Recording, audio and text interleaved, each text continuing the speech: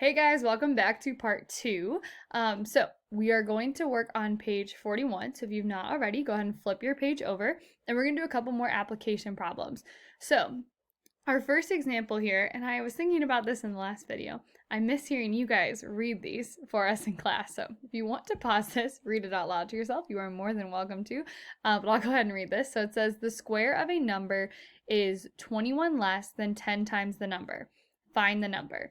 So if you remember back in the beginning of the year when you were wee little Algebra 1 students, and we did problems like this. We said 2 less than a number is 4. So something like 2 less than a number, we'd call that number, say, x. So 2 less than that number is, and let's just say 2 less than that number is 12.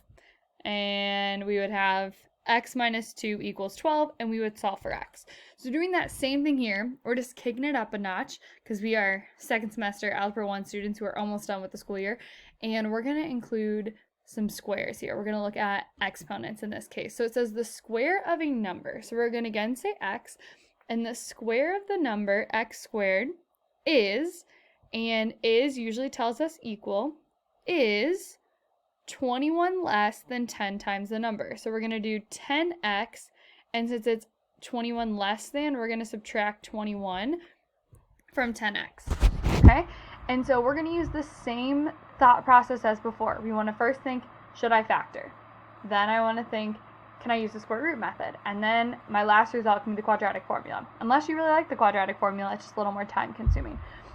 But first we need to put this into standard form. So I need to subtract 10x from both sides and add 21 to both sides. So I'm going to get x squared minus 10x plus 21 equals 0.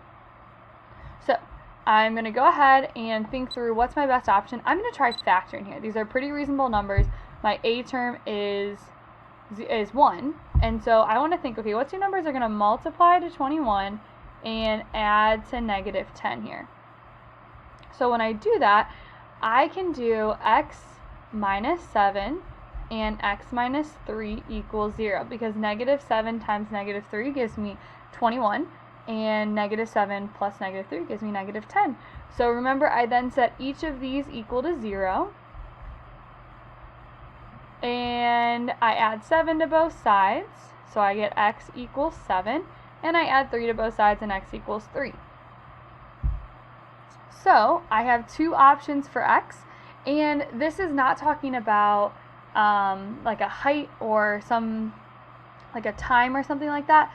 So it is okay if we get two answers here, but we could always double check, plug these in, and see if it makes sense in our original equation. So we have 7 squared, which is 49, and then 70 minus 21, so we're good there. And then same thing, we can do 3 squared, which is 9, and then 30 minus 21 gives us 9. So both of these options work. So x is either 7 or 3. Okay, the next one says a number increased by 4, so that means addition, right, is multiplied by a number that is decreased by 2, that's subtraction, and the result when we multiply those two expressions together is 16. Find that number.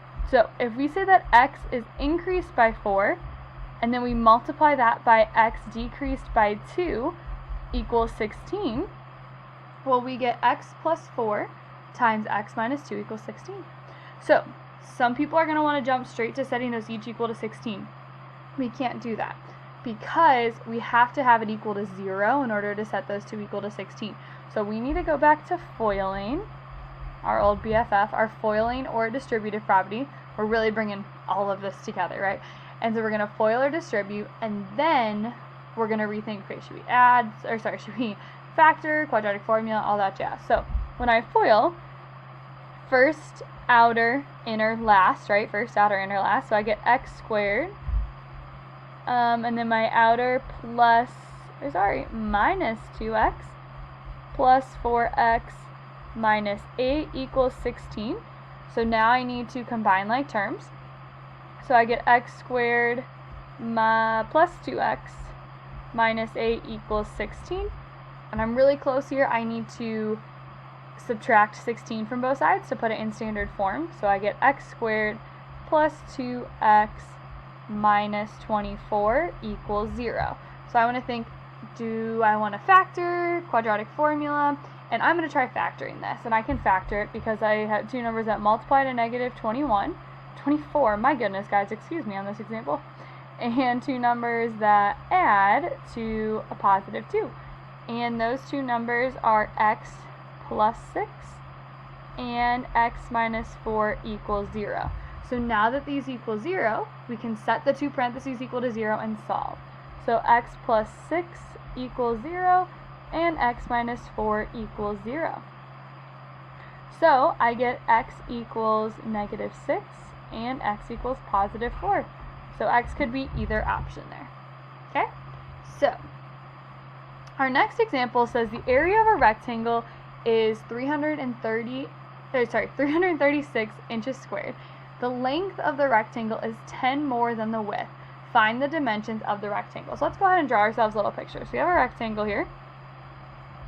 And I know that my area is 336 inches squared.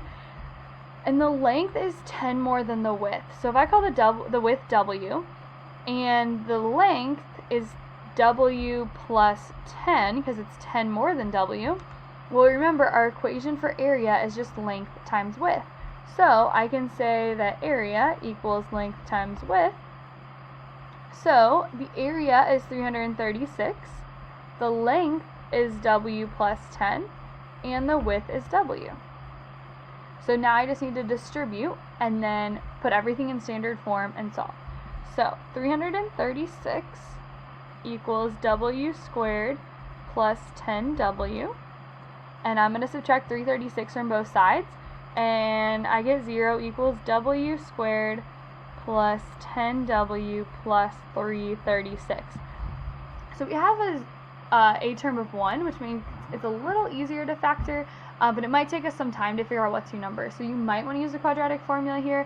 I did some playing around with my calculator to find two numbers that multiplied to 336 and then added to 10, and I did find two numbers. So that would be W plus 24 and W minus 14 equals 0 here. So then I set each of those equal to 0, W plus 24 equals 0, and W minus 14 equals 0. So when I solve both equations, I get W equals negative 24 and W equals 14. And again, I need to ask myself, does this make sense? Is it possible for us to have a negative answer or a negative result for a width? No, that's not possible. So my width is 14 inches. So that's actually inches there. So the only one that makes sense in this case is the positive, because we can never have a negative length. And you'll talk more about that in geometry. We always want a positive length. Okay, this is our last example. We're going to stop after number 10. We're going to skip 11 and 12 here. So number 10, it says a large rectangular garden measures 10 feet by 15 feet, and it has a dirt path surrounding it. And we want to find the width of the path if the total area of the garden and the path is 374 feet squared. Okay, so I'm going to again draw a picture. So here is my garden, and I know that my garden is 10 by 15, and then I have a path going around it, and I don't know what the width of that path is, so I'm just going to call it X.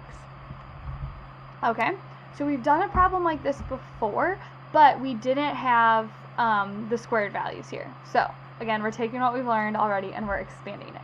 So I need to figure out what the actual length here is, because I know what the total surface area is of the garden. I know that this is 374, but how would I figure out what this length is? So imagine an ant is walking across this path.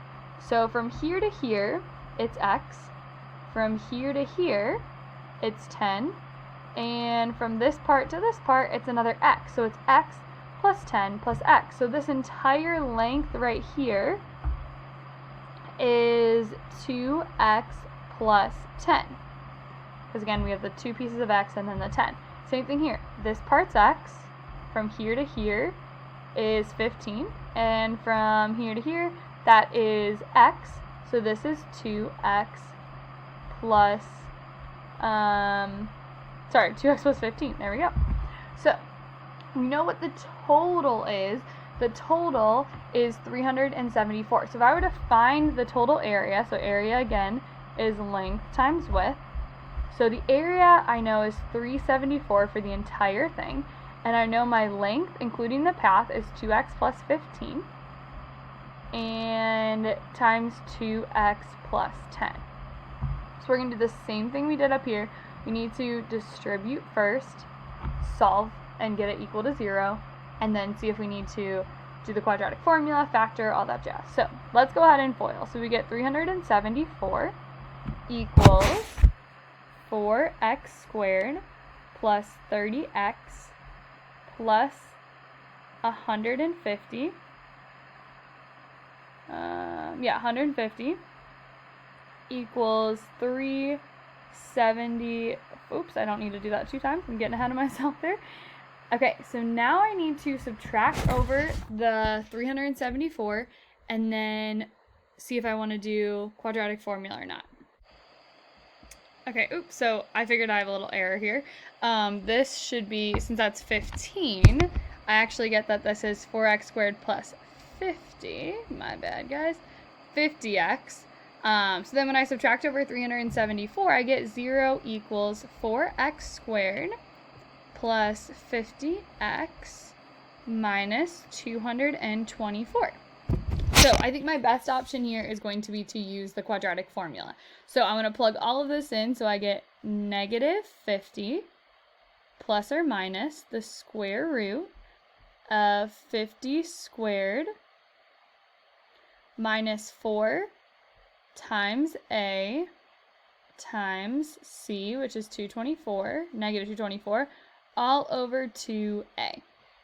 So I'm looking for the actual width of a path, so I can actually find the approximate answer. I don't need to simplify the radical. So when I do that, I get x equals 3.5 and negative 16. So again, I'm going to think, which one makes the most sense? Well, I can't have a negative length. That's not possible.